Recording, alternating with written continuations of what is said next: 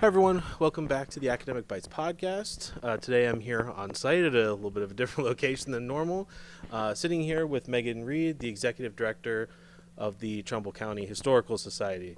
Now, why we're on site and why there's some stuff behind us that we're going to talk about is about a really cool extension of the Historical Society that they're working on from some really cool donations surrounding science fiction. But first, wanted to talk first about the Historical Society because I think, at least for me and maybe some others, when we think about traditional museums or historical societies, there might be some overlap, but there's also some differences. So in terms of what you guys are doing at Trumbull County Historical Society, how is that different from, say, something like the Steel Museum in Youngstown? Yeah, that's a great question. And it's funny, we talk often in conversation that we have the local history side of what we do, and now we have the sci-fi side of what we do, right? And I think as a nation across the United States, we're seeing declined visitation to historical societies in particular in some museums. And one of the things that we feel very strongly about from the Trumbull County Historical Society standpoint is, of course, we collect, we preserve, we interpret history, but none of that really matters unless we get people through the door, right?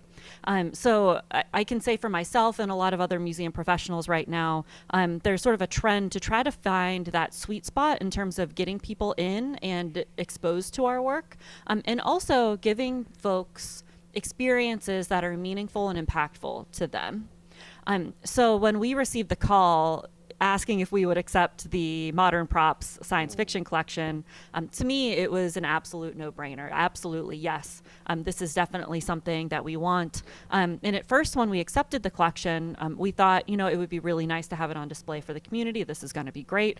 And the more we researched the collection we have, and also, frankly, understood just the nature of sci-fi in public history today. There's not currently a science fiction museum in the United States. Oh, wow. We realized that we had an absolute amazing foundation to start the very first one. So that's when the Museum of Science Fiction and Fantasy Arts was formed. Yeah, I think that's a really interesting point about kind of the drop in terms of visitation. I mean, do you think that's partially because of the expansive digitization of things, or what has kind of been seen, or maybe some argumentation about why that's happening? Yeah, that's a great question. And I'll take kind of a stab at that. Yeah. In that the height of when we see a lot of historical societies forming and being founded were in the 1970s during the bicentennial. So we see this huge surge in membership and just groups being formed in the 1970s going into the 1980s. That kind of steadies out in the 1990s, and then that drifts down. Gotcha. And I think a lot of that has to do with the volunteers that were involved and really, passionate about what they were doing in the 1970s, just aging out and not having as much staff support, or volunteer support, I should say. But I also think there has also been a level of professionalization in the museum field since then. We see a lot more museum studies programs at universities, public history programs to train people professionally how to do this type of work. So I think that's also shifted the scope of what historical societies in particular do. And how we represent and how we impact our communities.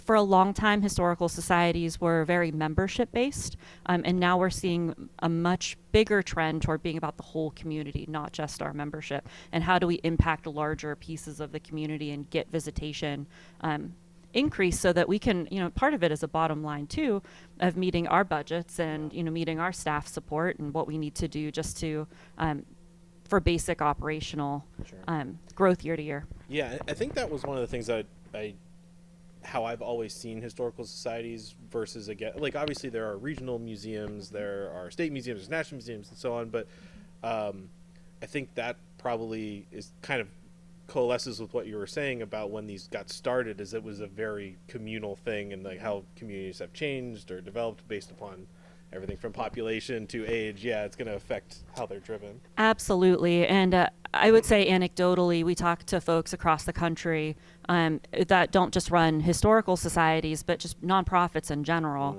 We're seeing a huge shift in how folks interact with nonprofits in their community, how young people start volunteering, the numbers of volunteers that are involved in nonprofits. And I do think there's something very real about people having so many options to pick from. What do they choose to do with their free time?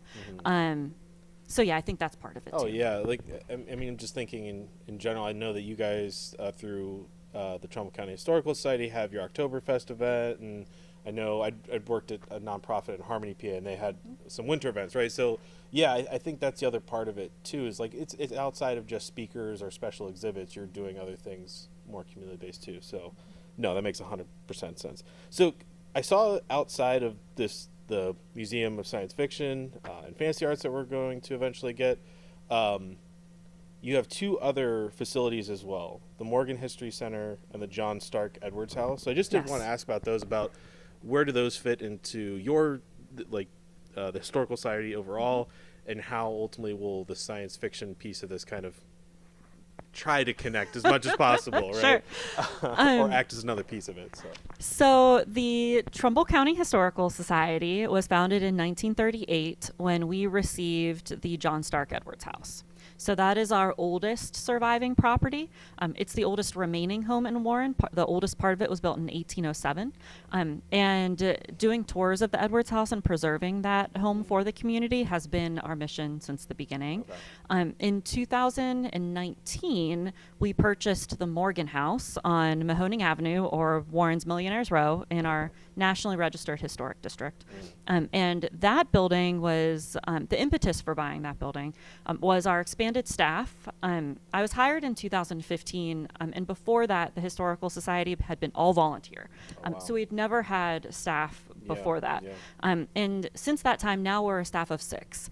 So we've grown in terms of, our need for office space, but with so many people being able to, just there every day, we've also grown a lot of our programming and what we're able, or our capacity, what we're able to do. So we just needed more room. So in 2019, we bought the Morgan History Center, and that became exhibit spaces, our archival storage spaces, and then our staff offices. Okay. And then the John Stark Edwards House was open to the public for tours. Right now, we're in the middle of an expansion onto the Morgan History Center that will also include the Sutliff Museum, which is an Underground Railroad museum. Yeah. Okay. Yeah. So we acquired the Sutliff Museum last year. And so we're kind of slowly growing our campus and trying to expand the impact we make. Sure. To your question about the Museum of Science Fiction and Fantasy Arts, it's a little bit different. It is very different, and frankly, I really can't answer you with a straight answer with that. Right now, our steering committee and our board are having a lot of conversation around what does that look like. Does it eventually become its own 501c3 nonprofit organization and just split off? Be a separate thing altogether. Correct. Okay. Does it become a subsidiary under the Trumbull County Historical Society?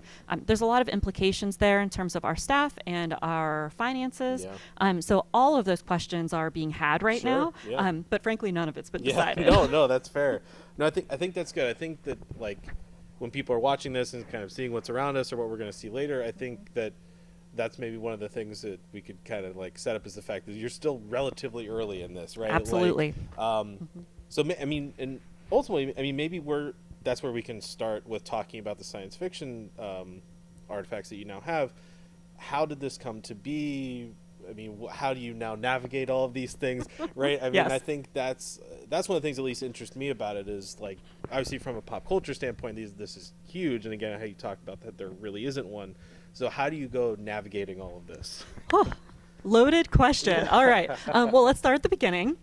So in 2023, we received a call from a gentleman who grew up in Warren. He was born and raised here, graduated from Warren G. Harding High School, and then he went out to California and started one of the most successful Hollywood prop companies. His name was John Zabrucki. The company he founded was called Modern Props. And Modern Props created iconic pieces for everything from Ghostbusters to Star Trek to Men in Black to Blade Runner, Total Recall, some of the Avengers movies. everything in between. They worked on tons and tons, I mean, countless numbers of movies and TV shows from the 70s all the way through the 2000s.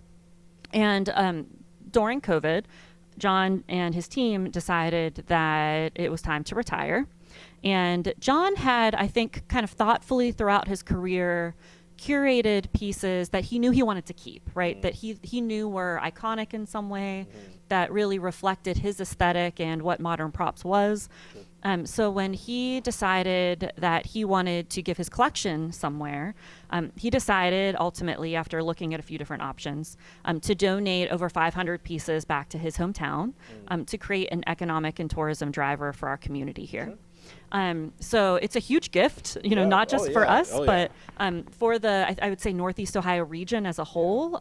We're extremely grateful that he decided to give his collection here and not to, a museum in California, for instance. So we have this massive treasure here to build out a tourism attraction that, based on a feasibility study and business plan we did, will draw over 50,000 visitors a year and leverage $8 million back into the local economy every year. Yeah, that's really cool. So, okay, you get it. It's here. It's here. What's the next step for you guys, or what has been the next steps after that? Oh gosh, so a few things. Doing an inventory and catalog of the collection. John kept some records, and his son was extremely helpful too in telling us where things came from, what movies they were in, what TV shows they were in. But there's a lot of research that we've done on our own for that as well. So cataloging everything and then entering everything into our online collection system. So we have some semblance of an organized plan for that. And an understanding of the heavy hitters, what are the sort of cream of the crop pieces that we have. So that was a huge thing when we first got the collection, just to wrap our minds around what is it that we have and how do we start looking at developing the museum. Next on the bucket list was to try to find a location for the museum. So we formed a building scouting committee who looked at 5 or 6 different potential buildings in downtown. We knew we wanted the building to be in downtown Warren, and there were certain other considerations that we had in terms of parking and square footage and campus size. We knew that we wanted to be able to grow over time. So ultimately, we purchased a building located at 410 Main Avenue, and the city of Warren very graciously put up the money for us to buy that building. So that was, we're very grateful to them for that. So we purchased the building at the beginning of 2025. And since then, went through an open RFP process to hire an architect and an experienced design firm to help us along the way. And then, of course, after we got all of our ducks in a row there, we had a better sense of the collection. We knew, exactly what building we were working with, what spaces we had. The next huge piece is fundraising. So we had a study done on how much to do the whole building at once would be. And frankly, it was just so much we didn't think that was going to be a realistic option. And we were hearing from so many people in the community that they just wanted to see something open, right? So we worked with our architects to develop a phased plan for opening the building. And very recently, just this past January 2026, we received word from the Ohio Department of Natural Resources that they are putting up $2.3 million for the construction of Phase 1. Which we have some other money in to raise for the building besides that, but that was, the moment that we knew, like, we can get this started. So when you're talking about the Phase 1 part of it, is that more like the exterior side and the parking, or is that actually getting into the space on the inside? That's getting into the space inside. So we're hoping that we'll be able to raise enough money by the end of this year when we begin construction that we'll be able to open the first and second floors of the building to the public, along with doing landscaping and paving parking on the exterior, just making the site look a little bit nicer. So is there a sense, too, that you're going to use some of that building also to, like, move some of your holdings to that, almost like a separate archival space. Okay. That is the end goal. One Yeah. of our sort of, white whale goals Yeah. with this is to have an open storage concept. So in addition to the items that are on exhibit and, curated for the public in very set spaces, that there will be an area of open storage, which would be sort of semi-curated. You'd get a sense of what movies or TV shows items were in, but it's much more a build your own adventure kind of situation. Yeah.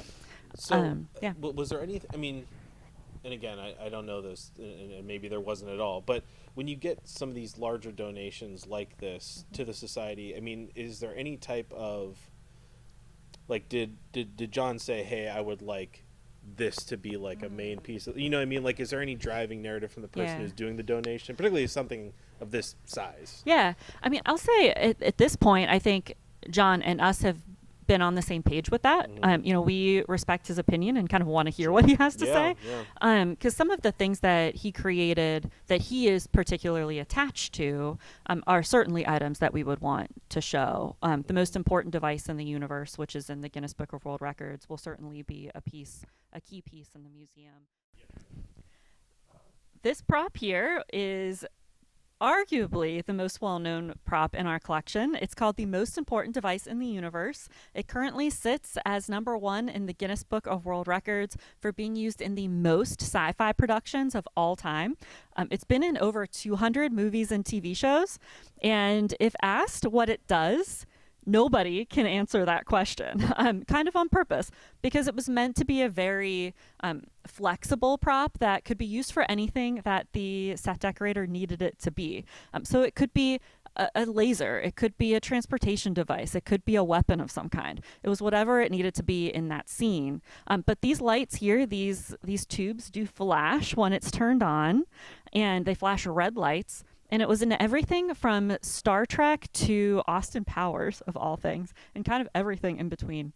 And the way that it was made was also really fascinating. The gray pieces on either end of the prop here, you would never know, but they're retrofitted pole filters.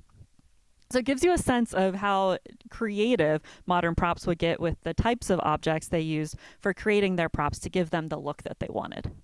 The RoboCop chair that kind of goes 360 is motorized, will be a key piece in the museum. Okay. So John has just been absolutely lovely to work with, and his family as well. And we're just really grateful to have him sort of help guide us through some of this. Yeah. Oh, yeah. Probably giving you some background of what the piece actually was to a degree. Yeah. Absolutely. Absolutely.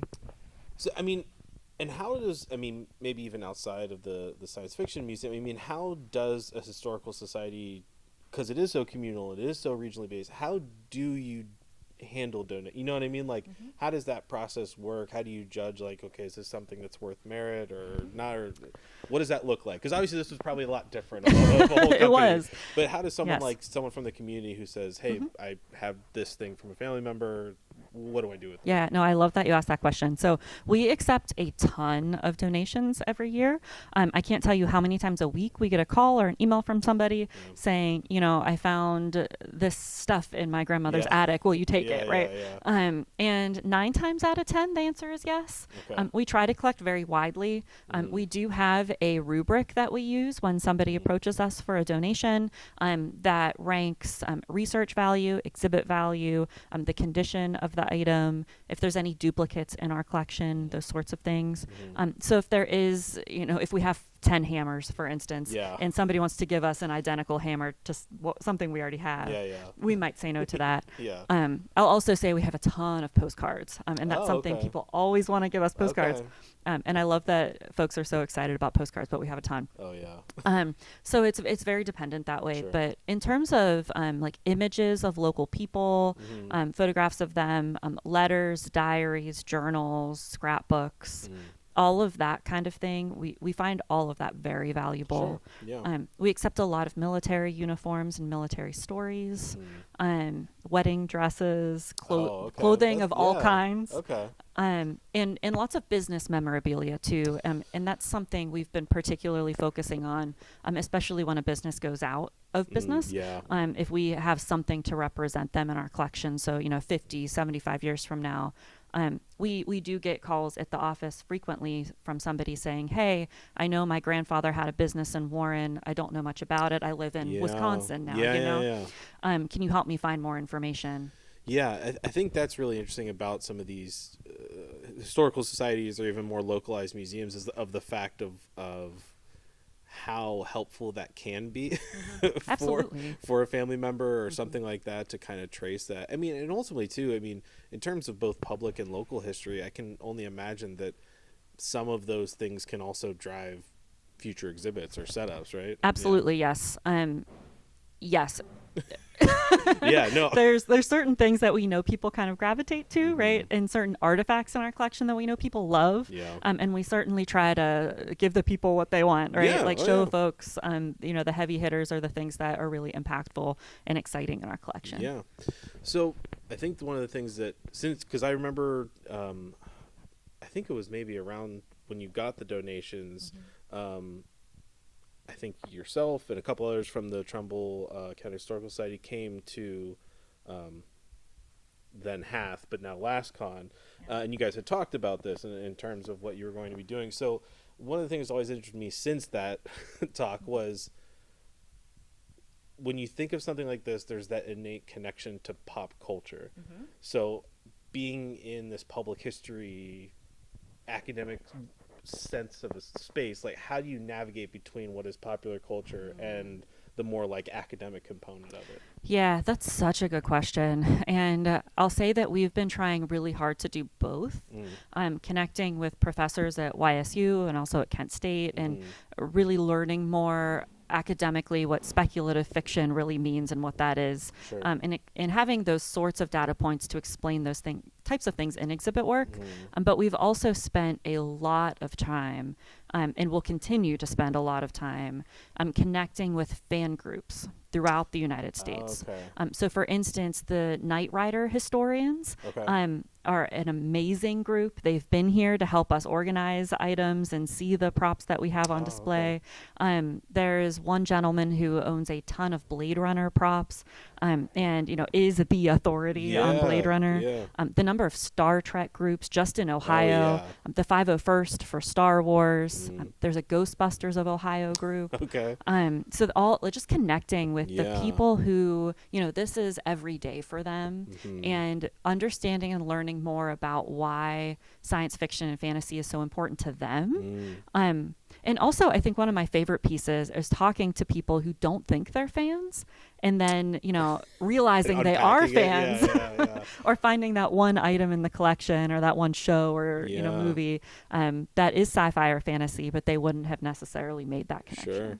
I didn't even think about I mean, that's like an immensely valuable resource, right? I mean, like they're creating kind of their own personal archives as they go. Yeah. Yeah. So absolutely. I mean, so with that, I mean, do you see the museum or because I also saw you guys had started to create more of a traveling exhibit. I mean, do you see that as your way or ability to interact with those fan groups more, like going to like conventions or things like that? Okay. Yeah. So we're in the process now of developing a Comic-Con schedule for 2026. Oh, cool. And creating a booth. That's To awesome. get the word out and Yeah. also just get people signing up for our mailing list so that they Sure. know what's going on, right? Yeah. Where are we in this process? So and they're kind of along for the ride with us. So when we open the museum, that they'll come to the Yeah. museum, they'll support the museum. Okay. So yes, absolutely. Not just locally, regionally, but also across the United States. Connecting with groups and trying to get people just to get the buzz. Get people excited about the project. Yeah, 100%. And I mean, I guess too. Then, if you have like you were talking about with the one person who had a bunch of Blade Runner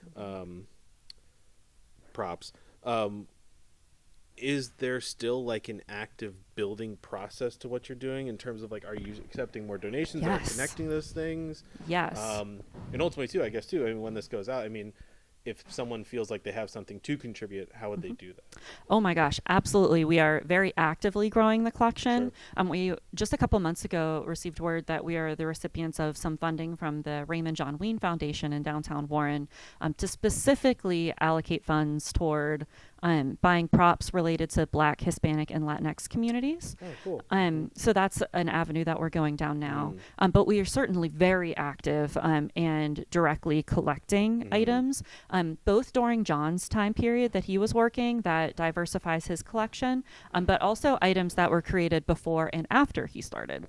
Okay, To get cool. like the wide breadth Yeah. of sci-fi and fantasy. And we did start a collecting committee that meets quarterly to review those donations and decide what we accept into the collection. Because Sure. so much of that, we're working through the process now.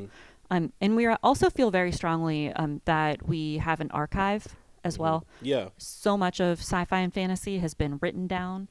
So much content that has been adapted to films and TV shows that these props represent. So that is another piece of it that we're working through now, is what exactly will we accept for an archive? What does that look like? What parameters are there? But yes, both of those things. Yeah. So I think, again, even the camera's facing us, but as I'm facing out, looking at everything too, it does seem, and maybe again with John's company, it did seem like there was a little bit more of that science fiction. Where is the fantasy element coming in? Like, is there something in particular that he had, or something else that you guys are building off of for the fantasy side? That's a really good question, and something that our steering committee spent a lot of time talking about when we were talking about a name, when we were deciding on a name. And ultimately, there's so many sci-fi movies, TV shows, content that are both sci-fi or maybe fantasy, right? Like Star Wars, fantasy, right? Yes. So, but you would think it's like the famous Colbert segment where he talks about that. Yeah. So I didn't know of how you guys were defining that, or if it was getting into those pure fantasy elements that you think of traditionally, like Lord of the Rings stuff. You know what I mean, and that kind of thing. So you were trying to kind of bridge it as best you can. We are trying to bridge it as best we can. I will say the collection right now does skew very heavy sci-fi. And when the museum opens, it will most likely be primarily sci-fi. Sure. But it is a goal of ours to start growing our fantasy collection and representing more items there over time. Yeah. And something you asked earlier, you said earlier I wanted to ask about, was you were talking about other like ethnicity groups and other marginalized groups in general. When you're saying you're trying to include them more, is that in terms of particular characters or actors, or was it actual like films that were representing more of those communities? Like, how are you guys seeing that being implemented into the museum? Both. Okay. So writers, directors, producers, actors, across the board. And I will say, one of the things I'm proud of that we've done so far is have a really diverse group of folks that are representing the interests of the museum in terms of the steering committee, the campaign committee, and the collections committee. So getting voices in the room that might not be something I'm thinking of, right? Or something somebody else is thinking of. So that we have a wide breadth of discussion and what we think would be, the best things to include in the collection. So, and also just a diversity of interests, right? There's some people that are really diehard science fiction fans and, really love the time period that John was working in. We have one member of the steering committee who loves like the really, really old stuff. And really old horror in particular. So they have like more of that bent to it. So trying to get, a diverse array of interests and audiences so that we know when the museum opens that it's really for the people. Yeah. And I think science fiction in general has kind of had this almost renaissance period recently where there's been kind of a fondness. Maybe it's nostalgia, maybe it's something else. But 100%. But I do think, too, that one of the things that's been interesting about watching that from, like, the academic historical perspective is, like, one, how diverse science fiction already was. Yes. Oh, my gosh. Thank you for that. Yeah, yes. no, and I think that, I think that's really interesting to kind of think about that, because you almost kind of take that for granted, and then you realize when you see some of these people who are characters in Star Trek, and all of a sudden you realize first interracial on-screen kiss. Yeah, right. So that's really interesting. I never really thought about that. Yeah, I would also say one of the things I found really interesting and exciting about being a part of this process is that so John Zabrecki grew up in Warren in the 1960s, early 1970s. Well, I guess 1960s, when we were a football town, right? Like that we were, when you went to high school, you watched football. Sure. Yeah. And John was an art kid, right? And he definitely found his niche with modern props, but it wasn't what was vogue or trendy at the time, right? Yeah. And we've heard from some of our older volunteers now too, who love science fiction, grew up reading Heinlein, who now say that, you know, this is something like they feel like not just with the museum, but culturally as a just society, I suppose, that we're now in a place where they feel much more seen and understood and represented. And I don't know if that's partly because of, you know, the streaming services we have and the ability to diversify that more. But it's been really, really humbling and really exciting to see folks walk in and connect with pieces in the collection and really feel like this emotional pull and reaction to the fact that, you know, oh my gosh, like 40, 50 years later, finally there's going to be a space where my interests are, right? Yeah, and I think streaming services and things like that have played a big role in it, but I almost see like we're now at this tipping point though where I feel like the streaming services are great, but people still love like physical media and physical things. So I think it's almost kind of a perfect storm Yes, for I this completely right agree. now. So I think the other thing I was thinking of when I was asking the pop culture question was inevitably, while we have the artifacts and everything from the films, there's also the merchandising and the memorabilia. Yes. So do you guys see that being a component outside of this? And like how is the steering committee, the planning committees, how are they seeing that playing a role in this grand pop culture conversation? Oh my gosh, I feel like if we didn't, it would be a huge missed opportunity, right? I will say from the beginning, one of the things that we've all been very agreed on is that whatever phase one looks like, there's going to be a gift shop, right? There has to be a place for people to, you know, not just part of it is of course financial for us, but part of it is also this very real experience of going somewhere, having an experience, and then bringing something home with you to remember that experience by, and as a talking point to other people, you know, you went there, what was it like, yada yada. So yes, merchandising will be a huge piece. We're still trying to figure out exactly what that will look like and what types of things we'll be selling. But one of the pieces that we're very fortunate to have is John, for Modern Props, did a Christmas gift to his clients every year. And so he had a ton of merchandise that already had like Modern Props. Oh, cool. You know, the labeling, the branding on it. So we're hearkening back to some of that. Oh, cool. To try to play into some of what Modern Props was doing in terms of branding at the time for some of our merch. It's sort of a vintage thing. But so that will inform some of what we do. But then, of course, we want some items, you know, diverse array of audiences, you know, kids all the way up to older adults, folks that aren't necessarily diehard fans, but might take something home if they loved Men in Black or if they really love Star Trek or something like that. So. Well, and not even the merchandising for you guys. I was also thinking in terms of, like, are you guys thinking of including toys, other things like that are connected to some of these franchises as well? Absolutely, yes. And the items that we do have copyright for, that will certainly be something that we'll be looking into. We've also talked about getting some reproductions done. And what exactly that looks like down the line, we're not sure yet. Some of that might just be so folks can interact with props in the gallery and really see how they work. Because almost everything lights up. It has a motor. You know, things spin and turn on. And so we want people, it's, you know, when we have something on in the warehouse, immediately they just want to walk in and start playing with it, right? So we want to give people a chance to have that experience, but without damaging or deteriorating the props further. Which is always a fine line. Exactly. Particularly with some of these pieces that are probably getting more and more dated, but as we go. Okay, so you brought up the conversation about copywriting, which I didn't think of. So in terms of, what did you guys have to make sure that you were okay with in terms of that? Because I'm trying to understand that. Is it just so that you can have like logos up or other pictures or clips, or what kind of did you have to figure out in terms? Because I'm assuming that's a whole nother can of worms that you probably found. It is. So the props that we have, we can use. But there's a rule that we can't play a video without permission for longer than 3 seconds. And we are fortunate in that because we're an educational facility, we get around some of those copyright laws. But yes, in terms of using logos from certain companies or certain films, playing videos of certain items, certain productions, we would need to get permission to do that. Interesting. Was there anything that people were we're just like, no, like it's a hard no? Or Not yet, okay, but I'm sure it's coming. Sure. Yeah. Well, that's always, you know what, asking about like toys and memorabilia, I probably should have figured that there was some type of copyright issue there in some Yes, regard. unfortunately, but yes. Yeah. So in terms of the collection as well, I think something else that I was thinking of as we've been talking is,